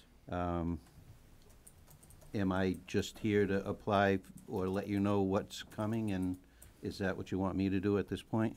Well, we have an idea of what's coming. Okay, Motorpalooza, Pumpkin Fest, Jack Frost Yes. are the major events that we host. The rest are smaller, so you don't need to know and worry about it because it's on our on our property right there, and most of it stays contained in our historical society or the garden. Right. So the Motorpalooza is equal to, I think, the Jack Frost Festival, where, as you know, before, the Jack Frost was just a tree lighting, and you had 8 guys go around and wait 5 minutes to flip a switch, and but now you have hundreds of people showing up in a marching band, and Santa Claus and Jack Frost himself makes an appearance. So it's grown, but we contain ourselves to the Boynton Road part of the common, except during Motorpalooza where we go over into the gazebo area. So we never utilize the space in front of the fire department, so that Route 101 corridor is never interrupted or never, you know, part of the issue as far as using the common goes. Obviously, I hope Motorpalooza grows big enough so we have to use that part of the common, but it hasn't appeared to influence us at this time. And knowing, too, that we can use the rest of the common in front of the Country Mischief for the cars where the craft fair can't, because you have tents and you can't set a tent on a hill. Right. But a car, it looks pretty cool parked on an angle like that, so I think we can utilize that. So we'll always be over on that side of the common. So with that being said, we always work with Templeton Light, who helps us with power. We work with the police, who help us with the safety, and the CERT team, who's always been authorized to handle the traffic flow. So we were able to omit the police officer on duty and having to pay for that, because in the beginning, we've only been doing these shows for this is our 5th year. The first year, it would have, all of our fundraising would have went to pay for 1 police officer. So we would have, might as well just go fishing and take the day off and make a donation, because it wouldn't be worth it and all the efforts. And as you know, the Historical Society's growing, so we have a very large volunteer base. So many people are helping us out. Many of them are right behind me. So that support is the founding grace of how we've been able to succeed so well, operating in the red for 15, 20 years as a trustee, watching the money go away, to when I took over as president and got a new board of directors that were so supportive, and the volunteers. I had 80 people that I could have named right here without looking at any notes that helped me out in the year time, whether it's through Motorpalooza or the Haunted Walk or the Jack Frost and the teas and just opening the building. So the growth is just phenomenal. We can't stop. We have to keep it going.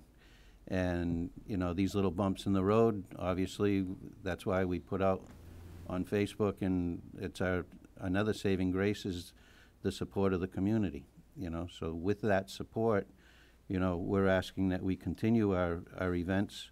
Obviously, we're an anchor in the town because we're right there, so we can't move anywhere else. Yeah, we have our Kite Fest down at John Brooks Field because you can't fly a kite in Templeton Common. So that works out well, but it's a small fundraiser and it works. And again, Templeton Light came to the rescue and loaded up a panel for us, and we got power. So we can add to it and have a little bit more fun and music, and still go fly a kite and blow some big bubbles, and you're all invited. So, you know, anytime you guys want to come down to any one of our events, we're more than happy to give you a tour and show you what's going on in the building, because there's a lot happening. So we need your support to keep these events going. Great. Mr. Chairman? Yeah. This time I'd like to make a motion to approve all 3 events. It was Motorpalooza, Jack Frost Festival, and Pumpkin Fest. Yep. At the Templeton Common. Do you have specified dates for those yet? Motorpalooza is September 22. Pumpkin Fest is to be determined, but usually around Halloween, thank you. See my support? It's the other event. It's the other event, right. Yeah. And Jack Frost is usually the first Sunday in December. Okay. And that's with the selectmen coming to light the tree, and then go to the other precincts to fire up the rest of them. That's right. So, and we're hoping the other communities get involved, not communities, I'm sorry, the other precincts get involved with us and have something happening in their part of the, in their neck of the woods, you know, so Otter River, East Templeton, Baldenville. Baldenville stepped up and they've always had something going on their common for that tree lighting, so we've had, you know, a couple dozen people there, which was nice to see. But nobody in Otter River and nobody in East Templeton, so maybe with a little bit of advertising and more support, and I think we found some in this past week, that maybe we can generate a little bit more activity happening in those commons as well. Absolutely. Yeah, I have a motion, do I have a second? Second. What's that? Cam made the motion. Insurance? Oh, yeah. Yeah, to finish that, I don't think we're gonna need, because these aren't very large events, right? I mean, for the. Yeah, I don't see more than, you know, we put 120 cars on the common. Okay. So they're all self-contained. And then we might see another 300 to 500 people show up, and so it's not a huge parking problem. The other thing I wanted to mention too is we're talking to several private landowners who all are ready and willing to donate their land for parking, considering the water issues. If there's any areas that are too wet, then obviously we can't use them. But if it's feasible, then we're going to be able to use those fields. We have one on South Road, one on Dudley Road, one on Boynton, and one on Otter River Road. And I think you have a representative talking to the Otter River Road property to see what they can do to help us, because that would be just like the crown jewel of parking for the common. And I have a plan that I'd like to share with you when you're ready, so I'd like to be invited to the next jam session, whatever you do to figure out what you're gonna do. Jam session, yeah. Yeah. Yeah, I understand what you're saying. Yeah. Workshop, So- yeah, I got you. Yeah. Yeah. See, I I knew fix what you meant. watches, man. I knew what you meant. So, yeah, so I do have other alternative plans for parking, which will, I think, be in the long term, phenomenal solution and necessary for all of these events, you know, and that's one of the reasons that the Historical Society is doing well, is because we work with all the other groups. So we want everybody to come down, we want to have a blast, and we want everybody to benefit, so. And you guys have an insurance policy as well, Yeah. correct? Yeah. Would you be able to extend that rider to, especially during where the cars are, in case something happens with one of the vehicles, say, again, I'm just using worst-case scenario. If something should happen, you guys, how would that work? Would that insurance rider just cover the town center, or? Depends upon whether you simply want a certificate of insurance or you wish to be named as additionally named insured. Okay. They should be able to provide a certificate without any cost. There may be a nominal cost if you are asked to be additionally named insured. I think any of the events in one of the conversations I had with the insurance was some $1 million rider or part of the policy was to cover events that we host, and so I'll get the wording from them. Okay. Yeah, if you could provide that certificate, and then, I don't see the need for an executive summary of safety. No.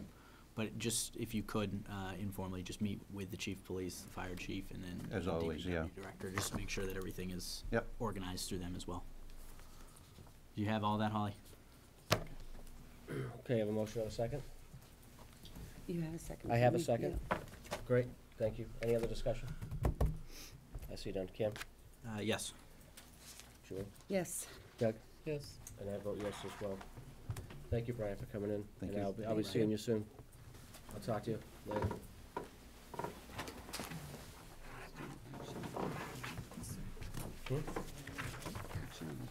Yep. Now going into actions on green communities. Please, thank you.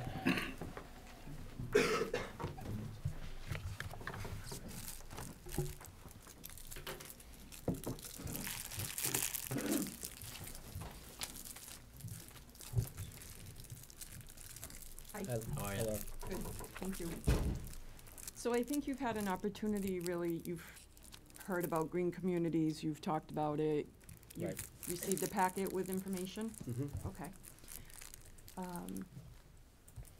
I've met with conservation, I've met with planning. Rich Hanks is familiar with the stretch energy and what we have to do. And we feel that it is a worthwhile program. It's over 5 years, 20% reduction. Okay. I would be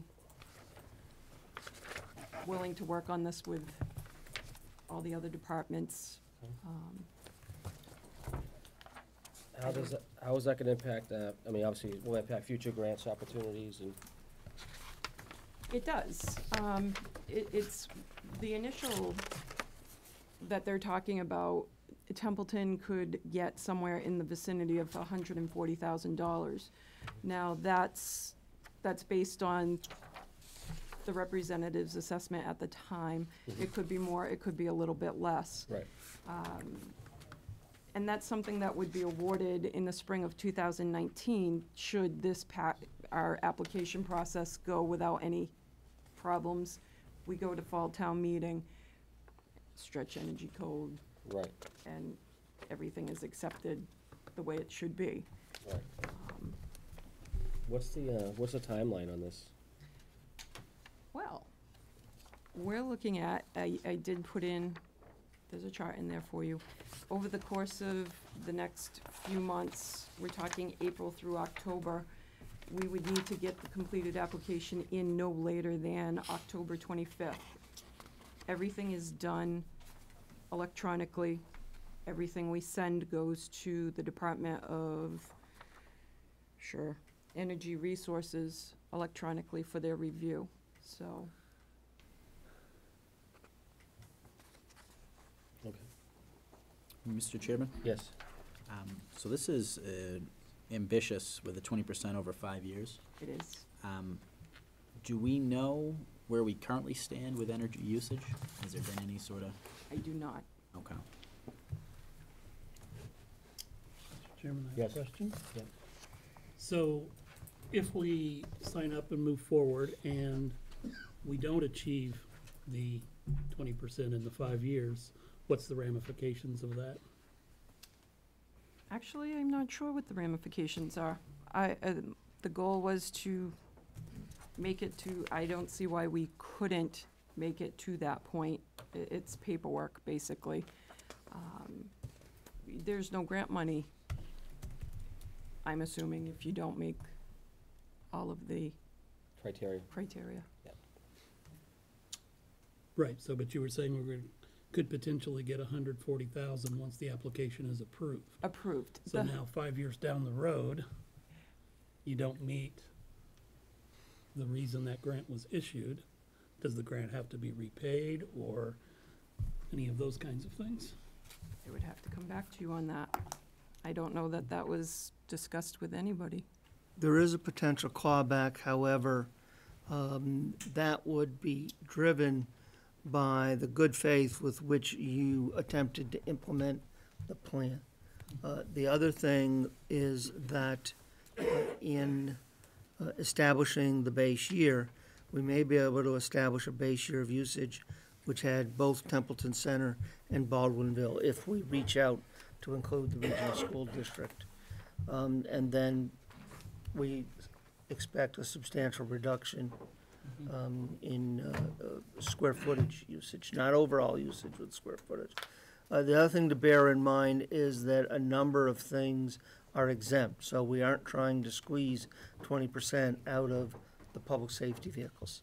We aren't trying to squeeze 20% out of public safety being the fire engines as well.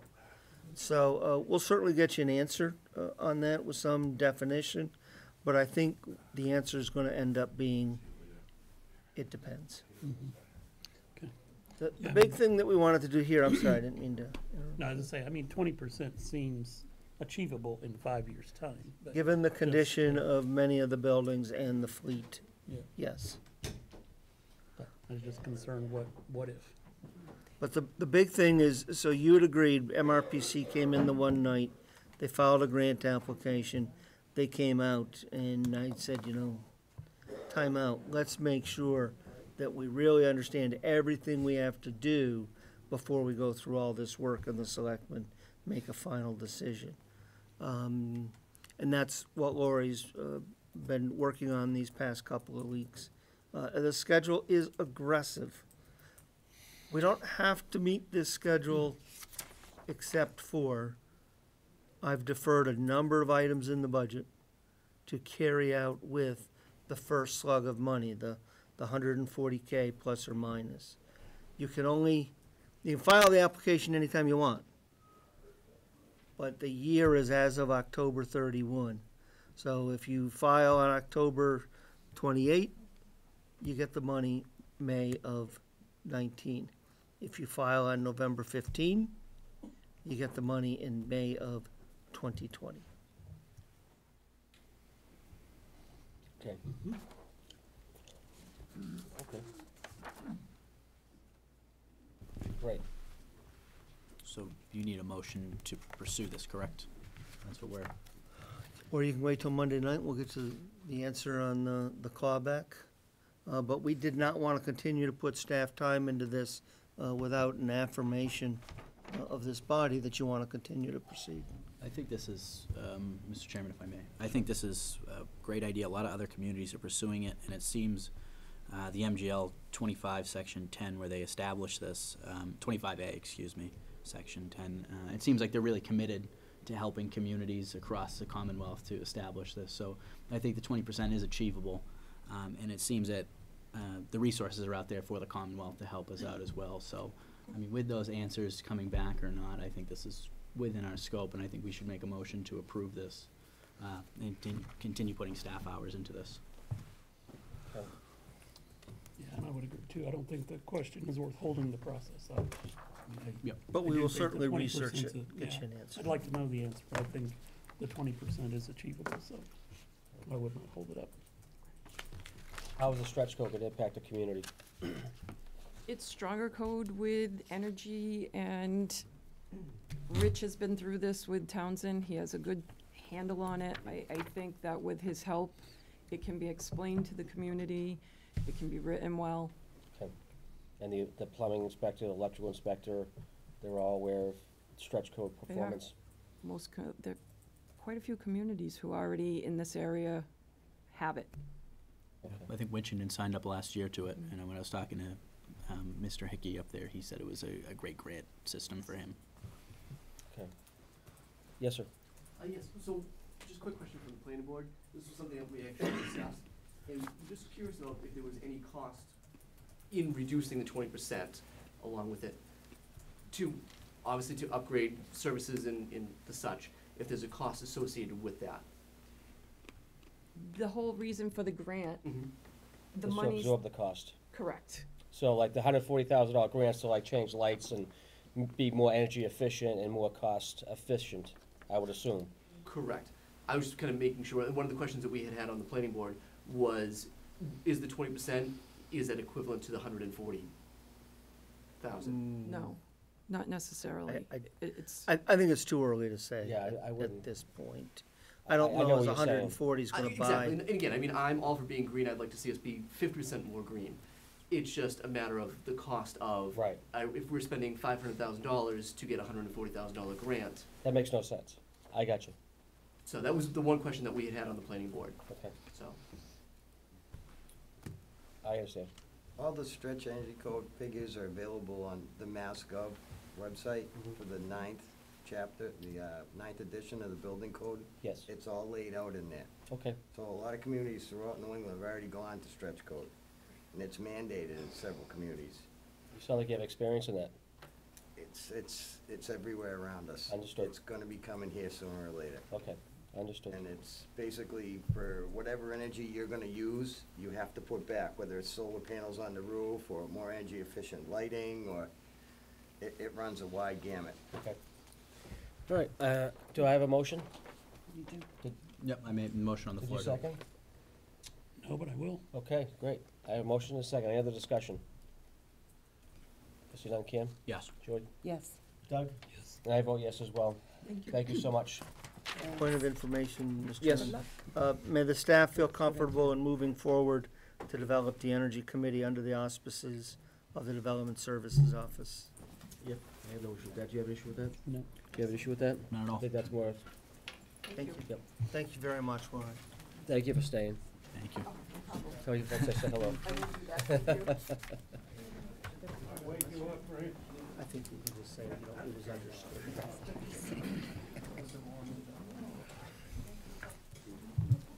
Don't fall asleep. All right, just checking. Peaceful Pines, automatic amusement license. Yeah, I don't believe he's in attendance. He doesn't usually come. He doesn't come. No, he's all set, he's got everything submitted, same thing every year. He's good to go? Yeah. Okay. I'll entertain a motion. Let me dig up the paperwork here.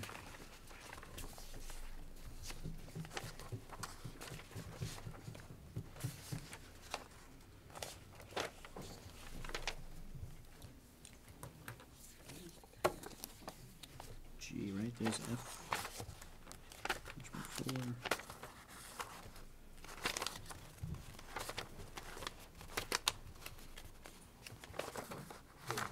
4? Oh.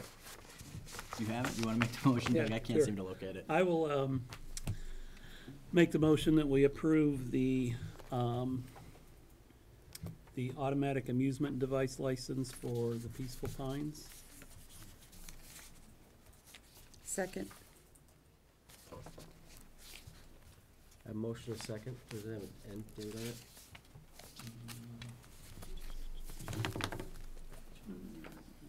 And expires October 31st, 2018. Okay, what's the expiration date? Expiration of October 31st of 2018. Yep. And you have a second? Second. Okay, any other discussion? See none. Karen? Yes. Julie? Yes. Doug? Yes. And I vote yes as well. 3 Millbrook Drive, right for first refusal. Mr. Tanzini? You had a number of units. Yep. At Daymill, which are deed restricted with respect to having been subsidized housing. Yep. And they can apply to you to sell the unit, and you have a right of first refusal to do so. Should you waive that right, and should they sell it in excess of the appraised value, the excess does come back to you to go into your affordable housing account. Great. We've given you the count number of how many have been sold out. You started with 30-some units, and about 40% of those have now been sold out, almost, well, assuming this one sells. So, well, I think that you're not in a position to exercise your first right of refusal at this point in time. I have approached the CPC, and I have a follow-up meeting with Mr. Henshaw, I think Wednesday morning, if I recall correctly. I do believe that the community needs to have a discussion as to preserving the remainder of these units as affordable housing and expanding that supply for our many working folks who cannot get into housing in some other fashion. And we can use CPC funds for that, correct? You can. So, I mean, if we got into a couple of those units for, you know, whatever, $140,000, $150,000, 1-2 bedrooms, we can actually resell them as affordable housing, correct? That's one possibility. The Housing Authority runs a lottery or something like Right. that.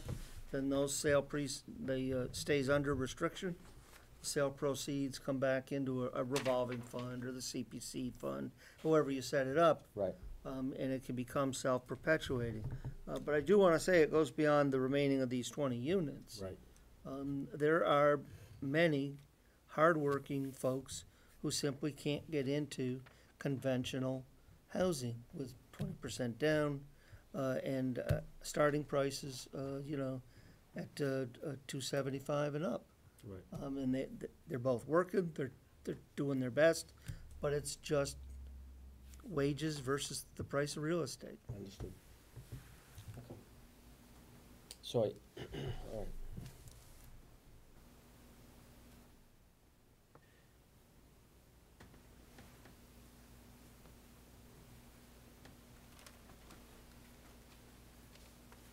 So on 3 Millbrook Drive. We're gonna, is it to waive the first refusal, or is it?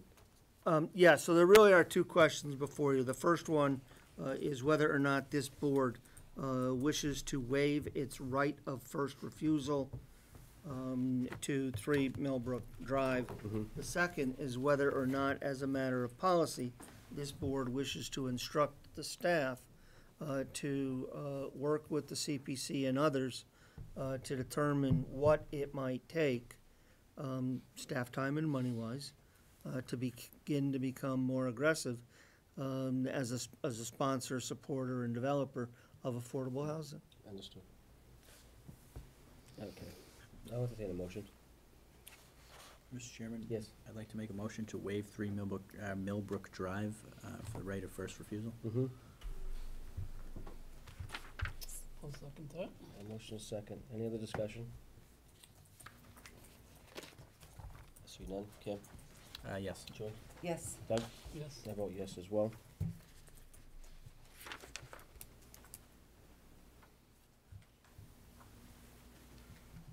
You address your second concern, Mr. Terenzini.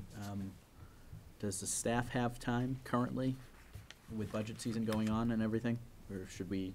In the short term, Yeah. no. Okay. However, I think that what we need to do is to have that conversation with the CPC and the Housing Authority and talk about what's required. You do have to establish a housing trust.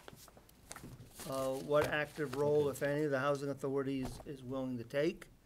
And then we can come back to you with a better idea of what this would really take. We would need to explore a little bit what the governor's housing initiative is. I'm not sure any of us really understand that fully just yet. And then we can make a fuller report to you of what it would take in terms of energy to support this kind of effort. So would it be in best interest to set up a meeting with the select board and the CPC, Or just have the staff to give the staff hours to go through it As they have time. as they have time. Yeah, I think we could set up some of those meetings, and then when we have a better handle on it, bring maybe the chair of these groups in with some of the staff in a workshop, and give you a better sense of what this will take and Right. where we will find that time, depending on conversations tomorrow night, Wednesday night, and the like. I'd be in favor of that. I don't think you need a formal motion, consensus. Yeah, consensus is. I would be in favor. Okay, great. Did I get any questions? Joy, you okay? I'm in favor. All right, sounds good. Opiate litigation? Mr. Chairman, I don't know if Templeton participated in the MTBE class action suit of the early 2000s. This would operate very similar. MTBE was an additive to gasoline that the petroleum industry came to be known was problematic, and yet for a variety of reasons continued to use it. The opioid issue has affected many communities to greater degrees. The more urban you are, the much more problematic. But I don't believe it has skipped over this town or any town in this country. There is a real belief in many quarters that the pharmaceutical industry is, to a large degree, culpable to much of this issue. Therefore, many communities have either individually or in a class action lawsuit, which is where similar folks in a class get together and file suit, and then it goes through the conventional trial. In this instance, although it first came to our attention via a meeting that Eric had gone to with Koppelman and Page, I reached out to Richard Sandman as the firm that had represented us when I did the Spencer litigation. We were one of the first ones in that. It is a fully contingent representation agreement. So many times if you've hired a lawyer and it's contingent, yeah, it's contingent as long as you pay the filing fees, the transcriptionist fees, all the costs of depositions and travel and so on and so forth.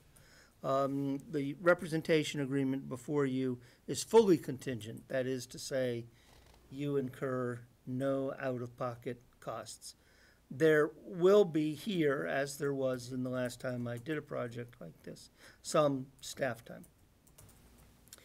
I will tell you that in the last case, we probably had less than 100 staff hours and recovered approximately $358,000, if I remember the number correct. So from an investment standpoint, it was a pretty good hourly rate of return.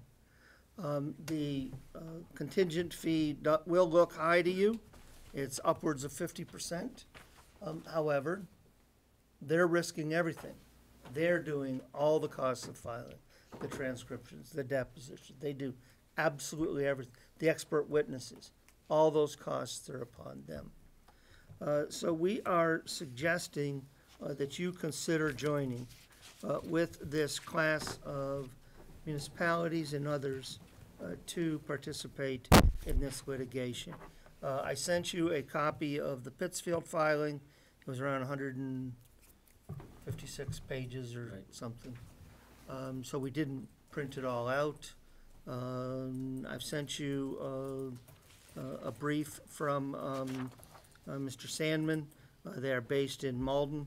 I will tell you that they actively included the clients the last time they did this. And we've sent you a brief on the 4 firms, 2 of which are nationwide, 2 of which are Massachusetts-based, who would represent you in this matter. If you wish to go forward, you would need to authorize the chairman to sign the engagement letter. If you have further questions, I can try and get Mr. Sandman out here. That's really everything I can tell you, but unless there's some specific question I might be able to address. No, nothing that wasn't in the packet. Anybody have any questions with that? No. Mr. Chairman? Yes. Mr. Chairman, do you feel comfortable assigning staff hours towards this if need be? Since they're all the police departments and not in our office, I'm completely comfortable. No, that's a little facetious. I think we're probably under 100 staff hours on this. Okay. And so there's no cost to the town.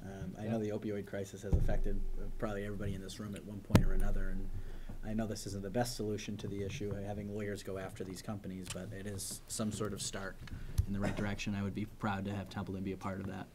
And in the MTBE case, it was not only a cash settlement, but a 20-year payment going forward to make subsequent payments to mitigate the damage should the circumstances warrant it.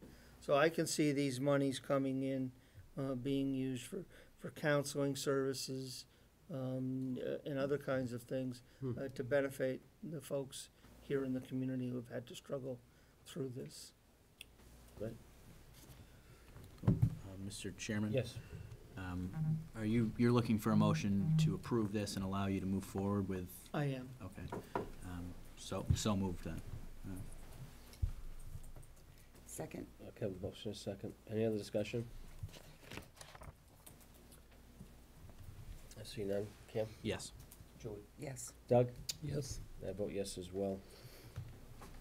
Also going to referral for the workshop is a develop policy on the town common use utilization.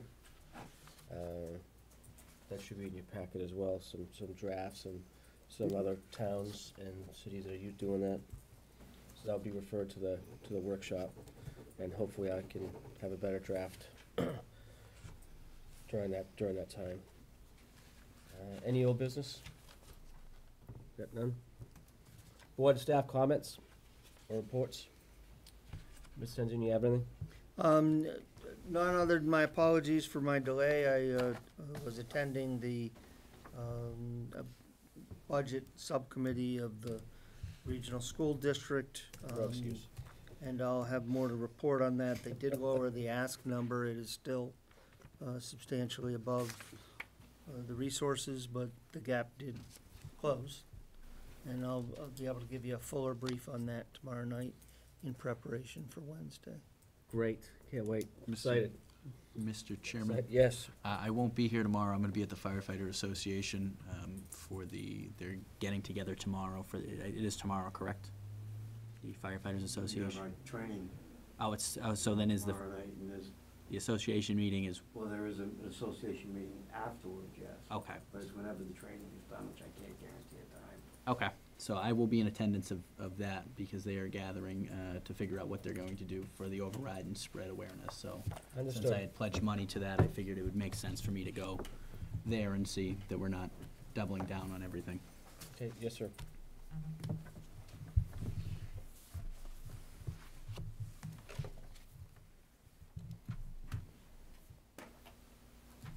Okay.